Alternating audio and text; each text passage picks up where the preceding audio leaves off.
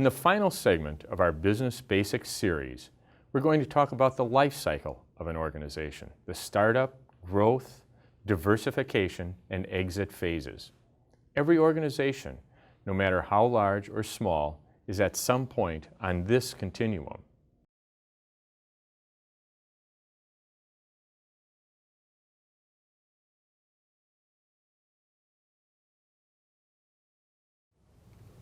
Throughout your career, you'll encounter variations on the business functions you've studied, but you won't find an organization that doesn't do some kind of accounting, marketing, sales, operations, human resources, and basic management function.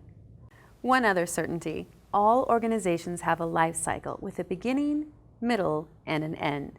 In Japan, a family business called Kongo Gumi actually built temples in the country for 1,400 years before selling out to another firm. There's something of an exception. Most companies don't last that long, and the majority go out of business within a few years. But while they're alive, they provide some amazing statistics. According to the U.S. Small Business Administration, 23 million businesses account for more than half of all U.S. sales. Nearly 3/4 are owned and operated by a single person, and small businesses create 13 times more patents than larger, more mature firms. In this last segment, we're mainly going to talk about the life cycle of companies, but all organizations, profits and nonprofits, mirror what we're about to discuss. And because everyone starts small, we'll begin with startups. In a startup, you usually have one or more people and an idea. A company may start in a garage or a spare bedroom, or these days in a coffee house somewhere, and it really won't be much of a company at this stage. It's mainly an idea. You won't see a marketing or finance department as a beginning. Those functions evolve into freestanding support features as the business grows. Who starts a business? Anyone these days. But once you do, you can call yourself an entrepreneur, someone who organizes, manages, and assumes the risk of a new business or enterprise. If you dream of starting your own company, spend your work experience learning how your employer got started, how it grew, and what some of the biggest growing pains were. If you can learn from someone else's mistakes, you'll hopefully avoid a few of your own. The idea stage is about talking and research. All entrepreneurs should research a business concept thoroughly. That involves everything from picking the brains of smart people who know your industry to hours alone researching your marketplace. Some people talk for years about their ideas before doing anything. Your industry will determine the best resources of information where you can learn more. It's all about finding out whether all the talk and research makes it worth taking the idea further. Setting up a nonprofit organization is actually a similar process. Like-minded individuals also have an idea, but instead of creating a product, they're likely focusing on a solution to a problem. They'll start by volunteering and testing that solution so they can make sure they have the best way to deliver it to those in need. Then they'll determine a leadership framework and funding system to make their nonprofit a reality. As we've said, for-profit companies benefit shareholders with monetary compensation. Nonprofit organizations benefit those they serve with a financial structure to support that mission. But both begin as startups. Next, we go to proof of concept, which is another way of saying, does your idea actually work? It's not enough to believe your product or service is going to work. You've got to test it. Proof of concept is really the first operational stage of a company or organization. Prototypes are built and tested. Systems to deliver products and services are invented for the first time.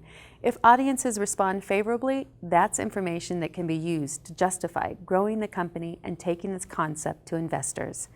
It's also about assembling the organization's team. No entrepreneur or company is an island. New organizations may need a number of staff members to make the operation run. Solo entrepreneurs may find outside partners or contractors who complement their own strengths. An entrepreneur with a strong marketing background might partner with someone who really knows operations or finance. Trial and error will be a constant as the new company discovers what works.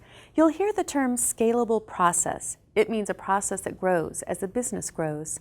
The goal is to have systems in place that can work efficiently with few changes as the company evolves, because when companies grow, entrepreneurs should be focusing on customers and clients, not systems customers never see. Proof of concept also determines whether an idea will turn into a money-making machine. At a nonprofit, the founder and her team will figure out if there is need for what they want to provide. If the idea has been properly tested, and if early results are good, investors and donors will surface to turn the idea into a real organization. And now the startup is launched. Call this the end of the beginning. Now let's see if this organization can grow.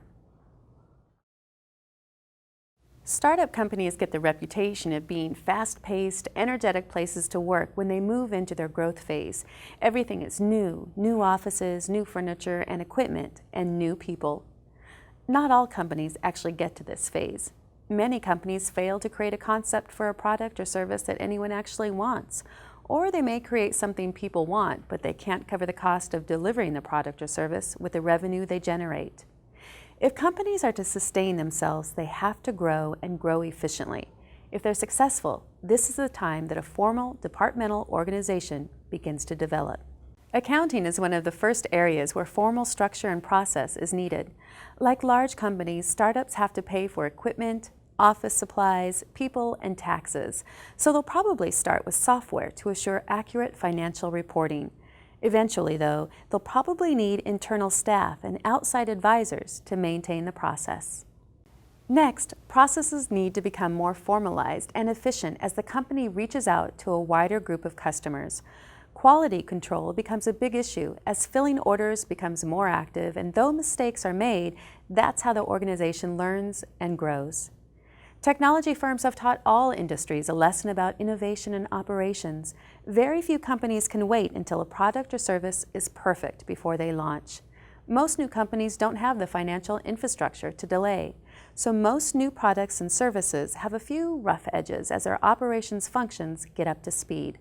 And because cash resources for new companies are generally tight, finance becomes an important role as founders find themselves in direct negotiations with lenders and investors to exchange ownership for the cash that will keep the company growing.